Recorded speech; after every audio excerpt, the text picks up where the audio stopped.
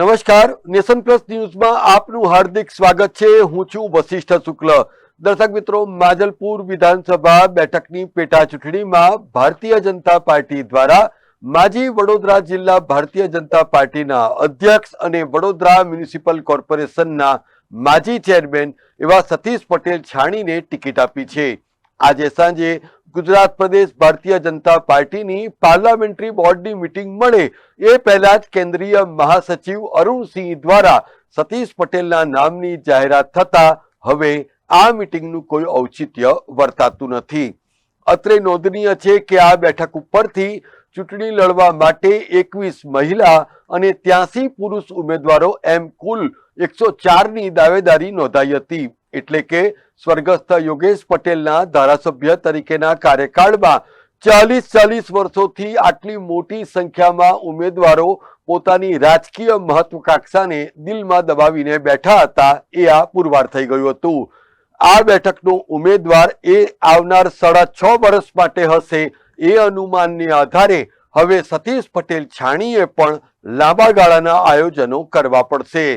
દર્શક મિત્રો, ઉમેદવારની પસંદગીને અનુલક્ષીને નેશન પ્લસ ન્યૂઝે આજથી 3 દિવસ પહેલા જ કીધું હતું કે ભારતીય જનતા પાર્ટી એ કોઈ પણ નેતાના અવસાનના સંજોગોમાં ઇન્ફ્લુઅન્સને ચોક્કસ સ્તર સુધી જ તાબે થાય છે અને અમારા આ આકલનને બીજા કોઈએ નહીં પરંતુ સતીશ પટેલની પસંદગી કરીને ખુદ ભારતીય જનતા પાર્ટીએ જ મોહર મારી દીધી છે। દર્શક મિત્રો, સામાન્યતઃ રાજકીય પક્ષોમાં નેતાના અવસાન પછી ઉમેદવારોની પસંદગીની કવાયત થાય છે એ ચોક્કસ સ્તર સુધી જ કોઈ ચોક્કસ ઇન્ફ્લુઅન્સને તાબે થાય છે, જે આ માજલપુર બેઠક ઉપર જે ઉમેદવાર આવશે એનાથી સ્પષ્ટ થઈ જશે। માજલપુર બેઠકના ઉમેદવાર સતીશ પટેલે નેશન પ્લસ ન્યૂઝને જણાવ્યું હતું કે એમની યોગ્યતાને આધારે ભારતીય જનતા પાર્ટીએ આટલી મોટી જવાબદારી આપી છે જેને પરિપૂર્ણ કરવામાં કશું જ બાકી નહીં રાખવામાં આવે। માજલપુર વિધાનસભાની અત્યારે જે મને જવાબદારી આપી છે, અમારા કેન્દ્ર અને ગુજરાત પ્રદેશના શીર્ષ નેતૃત્વનો ખૂબ ખૂબ હૃદયપૂર્વક આભાર માનું છું। જે રીતે 32 વર્ષથી સંગઠનની અંદર મને એક પછી એક વારાફરતી મોટી જવાબદારીઓ આપી અને સંગઠનમાં પણ જે જવાબદારી આપી છે એને મેં સંગઠન મોટું કરવા માટે જે મહેનત કરી અને જે મને બહોળો અનુભવ છે એના અનુસંધાને સ્ટેન્ડિંગનો ચેરમેન પણ બનાવ્યો હતો વડોદરા શહેરનો। એટલે વડોદરા શહેરમાં મને કામ કરવા માટે પણ મને પોતાને અનુભવ છે અને કામ બાબતે પણ મને પોતાને ખૂબ ઉત્સાહ છે। એટલે કામ કરવા માટે હું જે અધૂરા કામ છે એને પૂર્ણ કરીશ।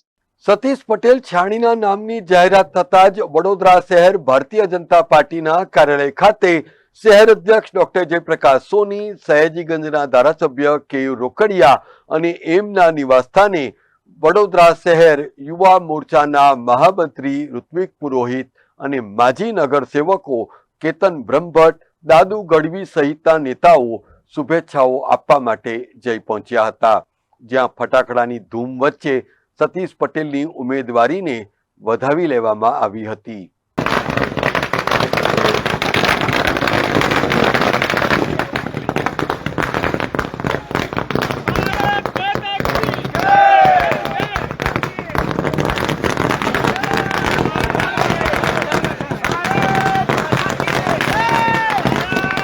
વડોદરા શહેર ભારતીય જનતા પાર્ટીના અધ્યક્ષ ડોક્ટર જયપ્રકાશ સોનીએ સતીશ પટેલની ઉમેદવારીને આવકારતા જણાવ્યું કે સતીશ પટેલ છાણીને સંગઠન અને વહીવટ કરવાનો સારો અનુભવ છે અને 3 દાયકા ઉપરાંતથી પાર્ટીની વિવિધ હોદ્દાઓ થકી સેવા કરનાર સતીશ પટેલ માજલપુર વિધાનસભામાં વિકાસને સાચા અર્થમાં જમીન ઉપર ઉતારશે એવો પણ મત વ્યક્ત કર્યો હતો।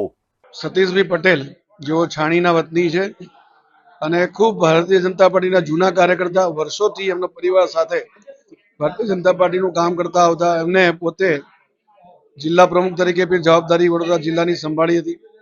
ત્યારબાદ અનેક જિલ્લાઓના પોતે પ્રભારી તરીકે સંગઠનનું કામ કરી ચૂક્યા છે। હમણાં પ્રદેશ કારોબારી સભ્ય છે, પૂર્વમાં સ્ટેન્ડિંગ કમિટી ચેરમેન રહ્યા હતા અને વહીવટ અને સંગઠન બંનેનો અનુભવ ધરાવનાર અમારા જૂના કાર્યકર્તા સતીશભાઈને ટિકિટ મળી છે। સૌને અમને આનંદ અને ખુશીની લાગણી કાર્યકર્તાઓમાં છે। આગામી સમયમાં પેટા ચૂંટણીમાં સૌથી વધારે વોટિંગ થાય અને સૌથી વધુ માર્જિનથી આ સીટ જીતાય માટે સૌ કાર્યકર્તાઓ સાથે મળીને પ્રયાસ કરીશું. ભારતીય જનતા પાર્ટી દ્વારા સતીશ પટેલ છાણીના નામની જાહેરાત થતા હવે ટૂંક સમયમાં કોંગ્રેસ પક્ષ પણ પોતાના ઉમેદવારની જાહેરાત કરે એવા એંધાણ છે. હાલની સ્થિતિ જોતા ગુજરાતના પૂર્વ મંત્રી એવા ભીખાભાઈ રબારીને કોંગ્રેસ પાર્ટી સતીશ પટેલ છાણીની સામે ટિકિટ આપે એવા પણ પ્રબળ સંજોગો છે. ત્યારે ફરી એકવાર ભારતીય જનતા પાર્ટીનું સંગઠન એ દુભાયેલા, દ્રવિત થયેલા, નારાજ થયેલા કાર્યકરોને ટૂંક સમયમાં મનાવી લેશે અને આ જ કાર્યકરો માજલપુર બેઠક ઉપરથી ભારતીય જનતા પાર્ટીના ઉમેદવાર સતીશ પટેલ છાણીને 1 લાખની લીડથી જીતાડી દેશે અને ફરી એકવાર ઘીના ઠામમાં ઘી પડી જશે. સમાચારોના સતત અપડેટ મેળવવા માટે અમારી નેશન પ્લસ ન્યૂઝની યુટ્યુબ ચેનલને સબસ્ક્રાઇબ કરો, બેલ આઇકન દબાવો અને જોડાયેલા રહો ફેસબુક, ઇન્સ્ટાગ્રામ અને ટ્વિટર પર.